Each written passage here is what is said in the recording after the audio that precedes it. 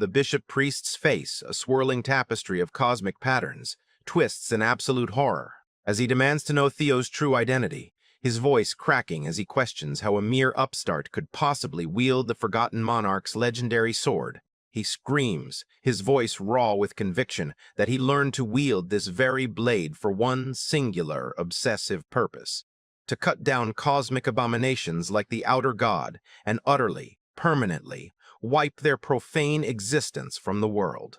And so, with a final soul-shattering cry that echoes with the weight of his resolve, Theo unleashes the full, unrestrained might of his ultimate attack, aiming to completely obliterate the Outer God's avatar standing defiantly before him. The resulting cataclysmic impact creates an overwhelming surge of pure energy, engulfing the entire mausoleum in a blinding white light so intense that it tears the very foundations of the sacred ground apart. Moments later, as the thick, choking smoke and swirling dust slowly begin to settle, the scene reveals the bishop-priest's broken, twisted form lying motionless on the ground, now at the epicenter of a crater of complete and utter devastation. But he is not entirely gone.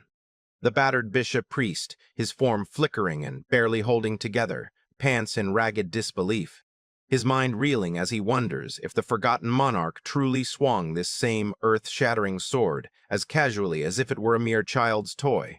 And yet, as he gazes upon the weapon in Theo's hands, he grimly confirms the horrifying truth.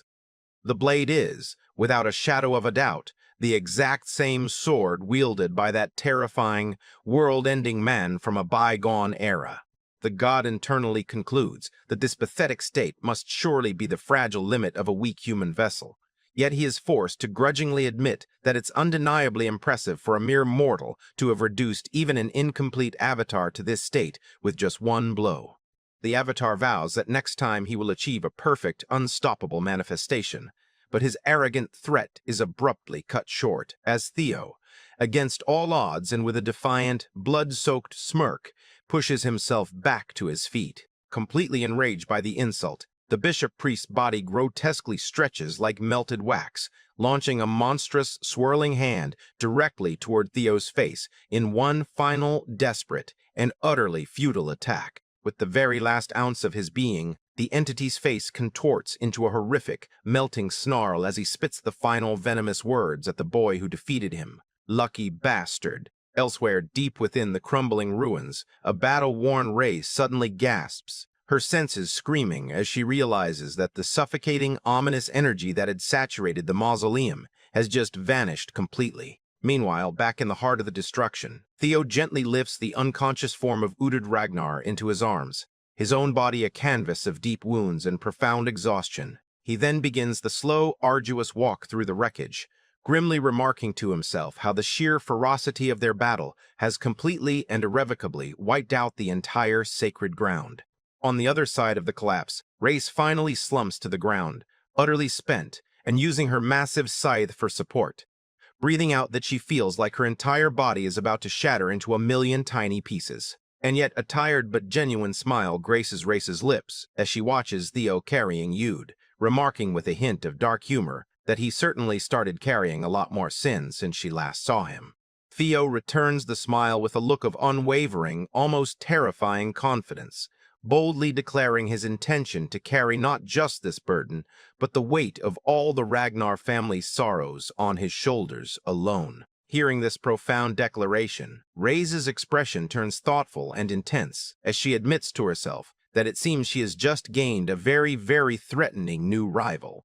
But her moment of quiet reflection is violently shattered as the ceiling above them begins to groan and cave in, and Race realizes with a jolt that it's only natural for the entire place to collapse after such a frantic and destructive battle. Without a second's hesitation, Race immediately starts barking orders, knowing full well her squad is badly injured but still demanding they help Theo carry the other wounded out of this collapsing tomb, while being carried through the very chaos she helped unleash. Yude's eyes slowly flutter open, and she dazedly takes in the nightmarish scene of destruction unfolding all around her. Instantly, her heart sinks with a wave of overwhelming, soul-crushing guilt as she blames herself entirely, believing this whole catastrophe is the direct result of her own selfish greed and unforgivable foolishness.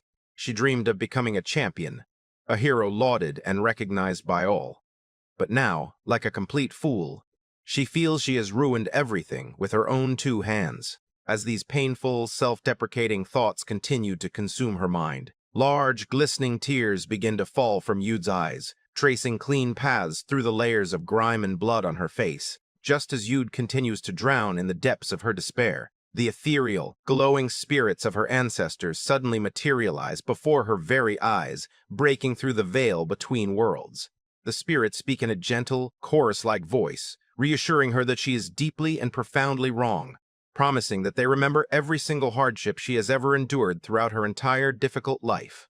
They look back fondly, showing her a vision of the very moment she was first brought into this world, recalling with a palpable warmth just how impossibly adorable the little Ragnar baby had been. The spirits even remember the proud, triumphant moment she took her very first steps, a memory that still fills their spectral forms with an overwhelming sense of joy. Back then, they were completely amazed that she was already walking on her own 2 feet, with some of the more boisterous spirits even chattering amongst themselves about whether the child was a prophesied genius. The spirits also tenderly recall the day Yude received her very first sword, her young eyes shining with a look of pure, unadulterated awe and destiny. Their memories, they explained, stretched far beyond just her short life, for they had also watched over her grandfather, her great-grandfather, and all the generations of Ragnar that came before them.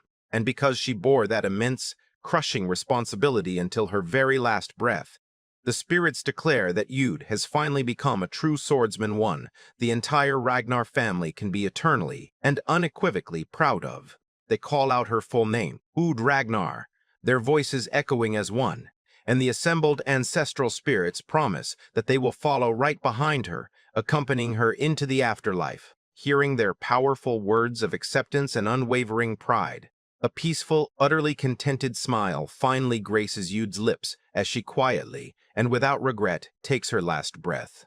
In his arms, Theo feels the subtle shift as life finally leaves her body, and he quietly acknowledges all of her struggles, murmuring with profound respect that she had indeed worked very, very hard. Surveying the absolute unbelievable scale of annihilation around him, the masked man thinks of Theo and lets out a long, exasperated sigh, cursing him under his breath for once again causing such a ridiculously grand and troublesome scene.